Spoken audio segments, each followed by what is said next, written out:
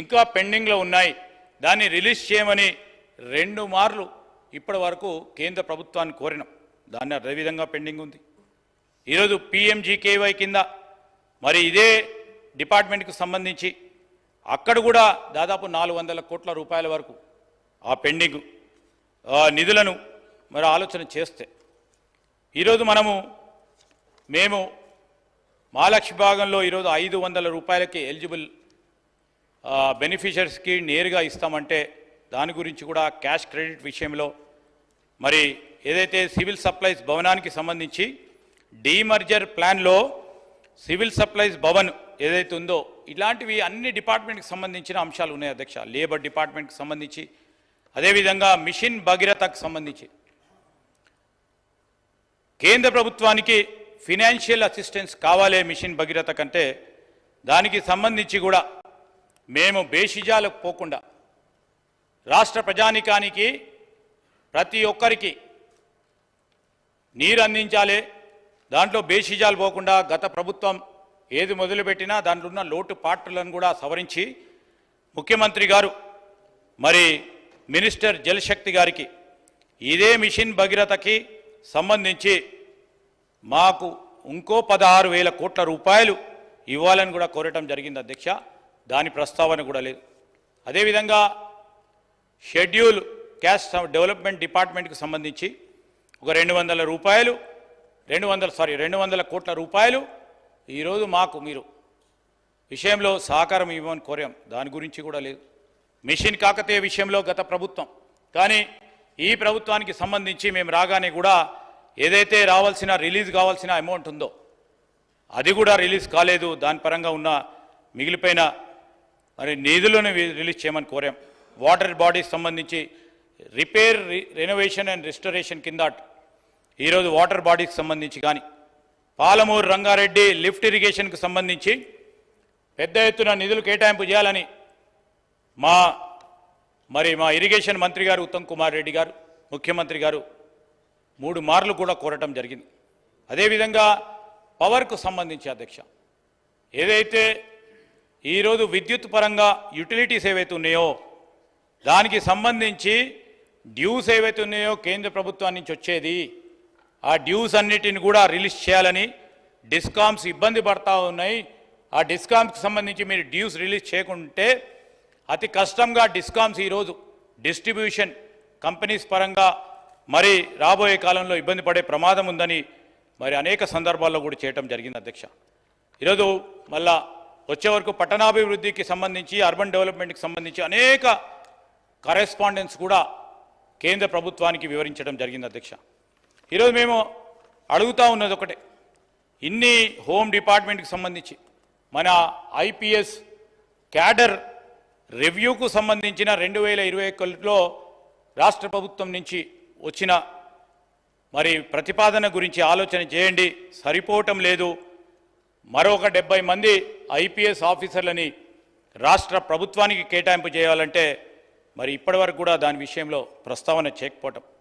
అదేవిధంగా ఇంతకుముందే చెప్పాము LWE డిస్ట్రిక్ట్ సంబంధించి ఇంకా అనేక విషయాలు మన రాష్ట్ర ప్రభుత్వానికి సంబంధించి, రాష్ట్ర ప్రజలకు సంబంధించిన ప్రయోజనాల విషయంలో వివిధ డిపార్ట్మెంట్లకు సంబంధించి ఈరోజు మా ప్రభుత్వం ఏర్పాటైన తర్వాత ఈ విధమైన ప్రపోజల్స్ కేంద్ర ప్రభుత్వ పరంగా రావాల్సిన నిధులు, రిలీజ్ కావాల్సిన నిధులు, కొత్తగా మీరు ఇవ్వాల్సిన పర్మిషన్లు, కేటాయింపులు, వివిధ డిపార్ట్మెంట్లకు సంబంధించిన అనేక అంశాల విషయంలో వివక్ష జరిగింది. ఆ వివక్ష పూర్తి స్థాయిలో పస్ఫుటంగా నిన్న కేంద్ర ప్రభుత్వం ప్రవేశపెట్టిన బడ్జెట్లో కనబడ్డది. మేము అడుగుతా ఉన్నాం అధ్యక్ష, ఆ ప్రభుత్వం ఆంధ్రప్రదేశ్ రాష్ట్రానికి ఇచ్చిన ప్రజలు ఒకప్పుడు మనకు సంబంధించిన సోదరులు సోదరిమల్లే ఈరోజు కూడా వారికి ఎందుకు ఇచ్చామని అడుగుతలేం. ఏపీ రీఆర్గనైజేషన్ యాక్ట్కు సంబంధించి వారికి ఏ విధంగా, ఏ రేషియో, ఏ నిష్పత్తిలో ఆ రీఆర్గనైజేషన్కు సంబంధించిన నిష్పత్తి విషయంలో వివిధ డిపార్ట్మెంట్లకు సంబంధించిన ఆ రీఆర్గనైజేషన్ యాక్ట్ ఆస్పెక్ట్స్ అన్నిటికీ సంబంధించి కూడా ఈరోజు మాకు రావాల్సిన మా హక్కు, ఈ తెలంగాణ రాష్ట్ర ప్రజల హక్కు మాకు రావాలని ఒక పరంగా డిమాండ్ చేస్తూ ఇంకా సమయం ఉంది. గౌరవ బీజేపీ శాసనసభ్యులు ఉన్నారు, వారు కూడా మా అందరి అభిప్రాయాలను గౌరవిస్తారని మేము ఆశిస్తూ ఉన్నాం. ఈరోజు ఒక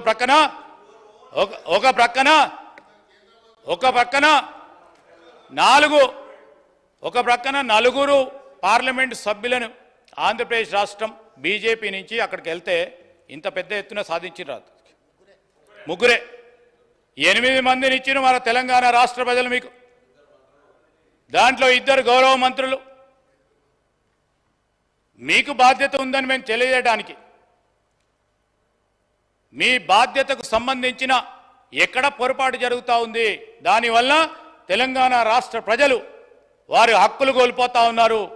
వారికి రావాల్సిన నిధులు, వారికి కావాల్సిన హక్కులు అన్నీ కూడా కోల్పోవడం జరుగుతూ ఉంది. అధ్యక్ష, ఈరోజు మేము ఎందుకు చెప్తా ఉన్నాము, మనకందరికీ అన్యాయం జరిగింది.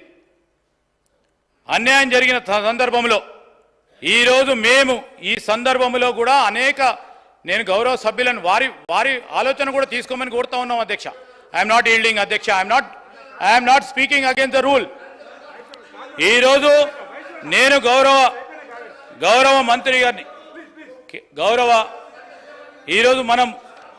ఈరోజు దేశంలో మేము అడుగుతా ఉన్నాం 2-3 ప్రశ్నలకి.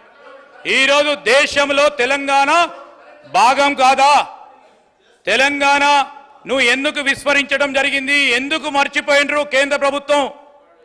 ఈరోజు మీరు సమాధానం తెలంగాణ మాకు కాదు, మాకు ఇవ్వకుండా సార్ ఓకే, తెలంగాణ ప్రజలకు సమాధానం చెప్పాల్సిన అవసరం ఉంది. ఈరోజు తెలంగాణ ఒక కొత్త రాష్ట్రం దేశంలో ఉందన్న సంగతి పూర్తి స్థాయిలో మర్చిపోయారు కేంద్ర ప్రభుత్వం. అందుకోసమే బడ్జెట్లో మొండి చేయి చూపెట్టినట్టు స్పష్టంగా కనబడతా ఉంది. ఈరోజు industrial park, my dear good friend, they have declared 1 industrial corridor. That corridor which doesn't fetch even 1 kilometer of the corridor which is in Telangana. The node which they have already ascribed falls in Andhra Pradesh. And in spite our right, whatever the general thing what you people are telling, sir, ee roju kuda chepta unnam, నిధుల కేటాయింపు విషయంలో వివిధ డిపార్ట్మెంట్ల ద్వారా వచ్చే అంశాలు మన హక్కు తప్పకుండా వస్తాయి. అవి ఈరోజు మేము ప్రత్యేకంగా ప్రస్తావనలో ఏపీ రీఆర్గనైజేషన్ యాక్ట్కు సంబంధించిన అంశాల విషయంలో సమాధానం చెప్పమని కోరుతా ఉన్నాం. ఏపీ రీఆర్గనైజేషన్ యాక్ట్లో ఇతర రాష్ట్రాలకు సంబంధించి మేము అడుగుతా ఉన్నాం, అక్కడ కేటాయింపులు ఎందుకు జరిగినాయి? అదే ఆంధ్రప్రదేశ్ రాష్ట్రానికి సంబంధించి మేము ప్రస్తావన చేసిన ఈ అంశాలు ఎందుకు ప్రస్తావన రాలేదని అడుగుతా ఉన్నాం. అధ్యక్ష, ఈరోజు మేము అడుగుతా ఉన్నాం, దయచేసి ఈరోజు నేను పరిశ్రమలకు సంబంధించి సోదరులు అడుగుతా ఉన్నారు, పరిశ్రమలకు సంబంధించి మనకు ఇది గ్రోత్ ఇంజన్, 5 ట్రిలియన్ ఎకానమీ చేయాలి. భారతదేశానికి సంబంధించి మేము పాత్రదారులమని ముందుకెళ్తా ఉన్నాం. మన వానవరులు గొప్ప వానవరులు ఉన్నాయి. ఇక్కడ గొప్ప ఈకో సిస్టమ్ క్రియేట్ చేశాం. దాంట్లో మాకు భాగస్వామ్యం కావాలి అంటే తప్పకుండా ఇవ్వాల్సిన ధర్మం కేంద్ర ప్రభుత్వానికి. మేము అడుగుతా ఉన్నాం, ఒకటే సింగిల్ లైన్. అధ్యక్ష, చాలా మంది మాట్లాడేది ఉంది. మేము ఈరోజు గౌరవ సభ్యులను అడుగుతా ఉన్నాం, సరే నేనేదైతే ఒకవేళ సత్యదూరమైన మాటలు మాట్లాడితే తెలంగాణ ప్రజలకు సంబంధించి వారికి నష్టం కాకూడదు, రాబోయే కాలంలో నష్టం కూడా కాదు. కానీ ఒకటే ప్రశ్న సూటిగా, ఆంధ్రప్రదేశ్ రీఆర్గనైజేషన్ యాక్ట్ 2014 పరంగా ఇచ్చే